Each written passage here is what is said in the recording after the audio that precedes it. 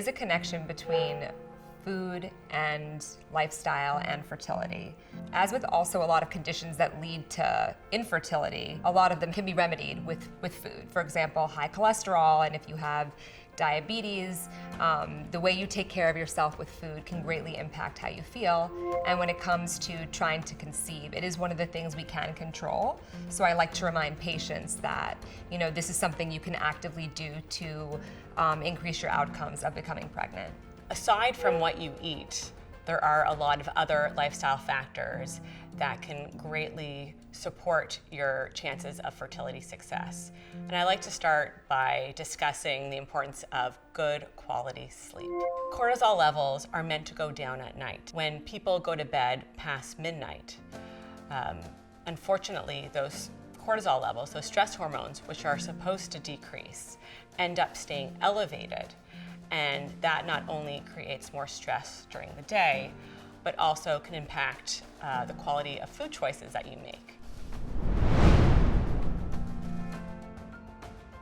There are many specific foods that can benefit someone's health, especially for fertility, including foods that are high in omega-3s, focusing on fruits and vegetables, and really trying to maximize one's protein intake. While there are no actual foods you can eat to specifically become pregnant, having a healthy weight is something that you can do to increase your chances of conceiving.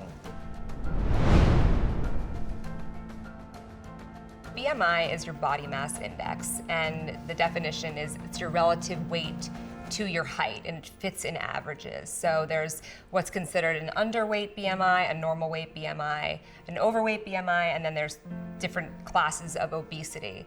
Finding the optimal BMI target is important for fertility success, and that means the range from 18.5 to 24.9.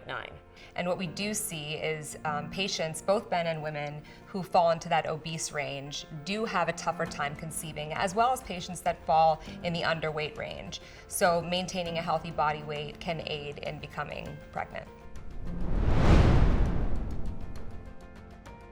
Eating a well-rounded diet is important, but there are some deficiencies that can be helped along with prenatal vitamins. So there's sort of like an insurance policy, just covering all the bases by taking the vitamin regularly. Choline, B12, folate, and vitamin D are all things you want to look for in a prenatal vitamin. It's also when you take them. So maybe not first thing in the morning, but rather with a meal is a better way to absorb the nutrients in those vitamins. Thyroid conditions and PCOS are very common with people struggling to get pregnant. And food can play a big role in their management. Something we recommend is eating regularly, not going very long periods of time without eating, and also having a good balance of carbohydrates, proteins, and fats at every meal in order to control blood sugar. When it comes to eating for any type of thyroid condition, such as Hashimoto's thyroiditis, it's very important to focus on foods that are anti-inflammatory. And that includes your fruits and vegetables, your whole grains, and also things like green tea and dark chocolate. On the flip side, really trying to minimize processed, refined carbohydrates. When it comes to specific diets for people who are vegetarian or vegan, it's all about customization. Everyone has different needs.